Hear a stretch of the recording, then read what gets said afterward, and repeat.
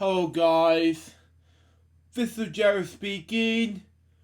Welcome to Bedtime Stories, episode 24, and today we're going to look at A Bug's Life, Flik the Inventor. Now, this may be 12 books long, and I haven't read this book in a long time because I've been busy with other things, with work, like David and Chevrolet and things like that. Now that I'm in the process of making more projects recently, just thought you give you a heads up and everything, just thought I'd let you know and everything. So now I'm gonna read you this book, and once I'm ending this book, I'm gonna head straight to bed after this is over. Anyways, Flik the Inventor, published by Advanced Publishers. Okay, cool enough. This is 1998 copyright. Okay. Wait, we're on page 6 now? Yeah, you re-ruined these pages, but whatever. Okay, now we're at... Well, that's strange. We'll see page 1. I want to see what's page 1, 2... Okay, whatever. Princess Dot and some of the blueberries stood outside Flik's room in the anthill. Pop, wheeze, glow up. Came the noises from inside. As always, Flik was trying to prevent someone to help the ant colony. Okay, maybe we should ask him if we need help. Dot suggested. Okay, that's fine. But before anyone can answer, there's a loud thump. Flik bounced off in the room, landed at Dot's feet. Okay. Want to show you that. Okay, cool enough, but whatever. Next page. Flik murdered stood up, brushing himself off. The flickering magician's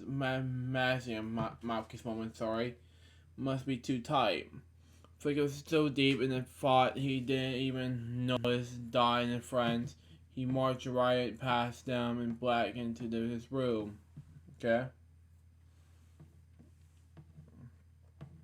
And back, well, Dot said, at least we know he's okay. Okay. Felt worried.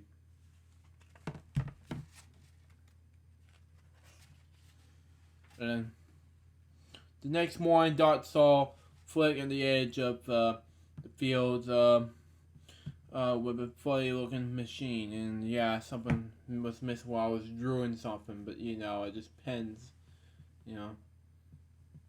Hi, Flik, Dot said. What you working on? Oh, hello, princess, but said Flik. He smiled happily. This is my pickup and mover up machine. I'm not going to show you the pictures in this one because there might be ruined pictures in this thing, but yeah, you know me. How does it work? Asked Dot. Here, let me show you. Flik says he helped Dot as up in the rock. Then he started his machine. Okay. Soon his arm on the machine reached out and so grabbed Dot. Okay. That tickles. She said, giggling. Okay. Suddenly, Dot felt herself being lifted into the air. Okay. A moment later, she landed safely on the ground. Wowee, cried Dot. Look how far I move. Okay. Excellent, Flik said. I'm glad I adjusted that flicking mechanism, something like that. Sorry. Otherwise, you might have ended up in the other side of the island. Okay. Next page. Then Tawny appeared. Flik, Tawny said, "Why aren't you collecting food with the rest of the worker ants?" Okay. Hello, Thorny. I was hoping you asked me that very question. Flik replied. You see, I invented a new machine. Would you like to see how it works? And it was so angry. Oh my god, help me. Forny was angry. We don't have time for all of your silly inventions. That work needs to be done. It needs to be collect food. But Flik will try to explain. Just need to work. Just get to work by the other ends. Before he called you to stomp away. Flik hung his head. Okay. Don't worry, Flik. Dot said. You'll figure out some way of your invention. I just know it. Yeah. It must be good to summon, but what? Flik said to Dot as he walked out of the field to work. Okay. Later that night, Flik sat in the room trying to think of a useful inventions. Okay. Suddenly he got an idea. He worked deep into the night. Early the next morning, Dot found Flik outside, looking eventually at the large stalk. Flik, she said, you better get out of the fields with the other ants. Forny's been looking for you. Next page. Come on.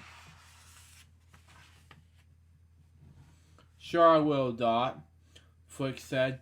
But what do you like to see my latest invention first? It's a salt chopper, okay? Flik, you were gonna get in trouble, Dot warned. You're supposed to collecting food. Okay? Next page. Yes, Flik said, I will. But I have to try this out. Stand back, princess. Moments later, the stalk was chopped with nearly in half. Aha, Flik cried. It worked. How'd you like that, princess? But Dot didn't answer, Forny did. How many times do I have to tell you this? There's work to be done, cried Forny. But Forny, Flik said, look at this. It's my new stalk chopping machine. We don't have time for this, Forny insisted. But I'm sure, Flik began, okay? We don't need to chop stalks. We need to collect food, Forny told him. Flik's attendants droop and he's walking out of the fields to join the others workers. That's all Forny thinks about adventuring food. Flik's muttered to himself. Then Flik stopped short. Okay. That's what he needed, he cried. A harvester. A machine that collects food. Flik turned around and raced back in his room. And he looking to pick up and mover machine. They looking for a stock chopping machine. What would happen if I accompanied them? Flik thought out loud. I guess there's only the one way to find out. Okay. The following morning.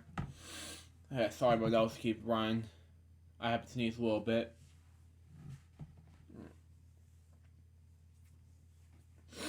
Sorry, moving on. With his new invention strapped at his back, Flik headed towards the fields, okay? He smiled as he watched two ant children run past him playing tag, okay? Then he waved to some worker ants collecting food.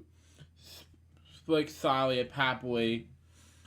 He would know his invention would save the worker ants hours of working time. In fact, Flik thought he might become something of a hero. Flik tried to get Forny's attention, but Forny was too busy talking to Princess Etta. Okay? And Princess Dot was nowhere to be found. Flik, one of the workers' ants called her out. What crazy thing do you have event this time? It's not funny. Ha ha ha, okay. The evidence lab as well. That Flik once said he always picking up useless stuff. It's not useless. Moving on. But Flik didn't mind the evidence teasing.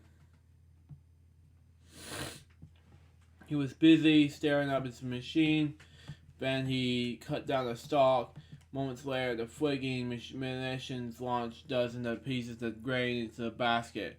Flik's machine worked, okay? Hey, cried out one worker ant. That's your pick and mover machine. Grab, okay.